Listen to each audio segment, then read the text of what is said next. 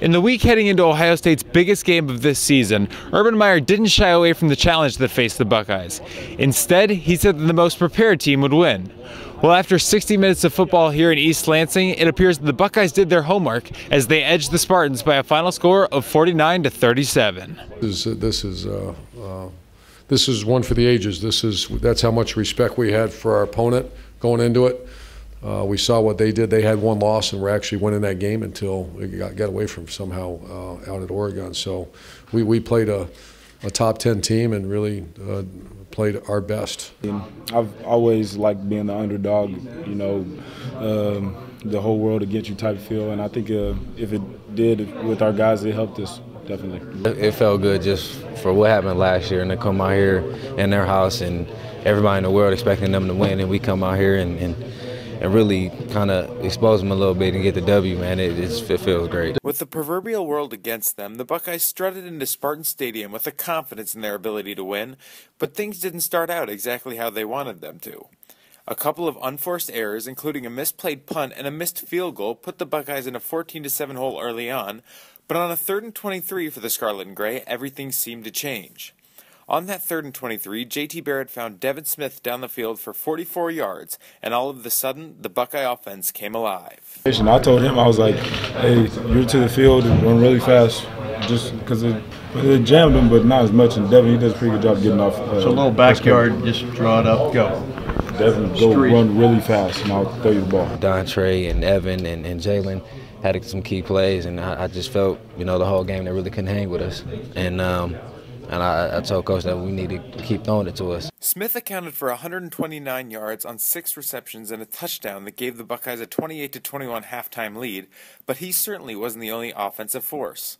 Michael Thomas also caught a big touchdown to tie the game for the Buckeyes and said that before the play began, he knew he was taking it to the house. I just had to do my job, run my route. I mean, I felt like no one can guard me. That's how I felt on that play. While Thomas used his athleticism to score his touchdown, Smith's touchdown was the result of a beautiful pass from Barrett, and after number 16 threw for 300 yards and 2 touchdowns, both he and his leading receiver once again earned some healthy praise from Meyer. JT, boy, is he playing well. 16 of 26, 300 yards throwing, and very accurate on the deep balls, and also Devin Smith, that's his best game that we've had in the last 3 years, and he's the best, if not the best, one of the best deep ball players we've ever had. The passing game might have been the most prolific, but it certainly wasn't the most praised. That honor was bestowed upon the offensive line that, despite struggles all season long, paved the way for 295 yards and 4 touchdowns on the ground. 159 of those yards and 2 of those touchdowns belonged to Ezekiel Elliott, who had not a word to say about his own performance, but was more than happy to talk about the men up front. I mean, it's really easy to do anything when those holes are that big and drive trucks through them. I love my big fellas, and hopefully they better keep playing well. They're the drum majors of our offense. With the signature win finally on the resume, do the Buckeyes have enough, should they win out, to make an appearance in the first ever college football playoff? Well, they certainly seem to think so.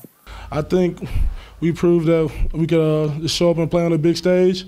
I mean, that's out of our hands. All we can do is come out and win every week.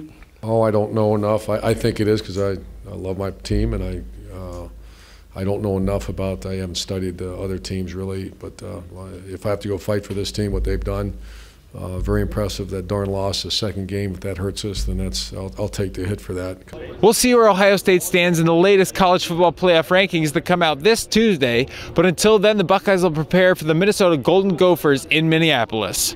Until then, for the Lantern TV, I'm Hayden Grove.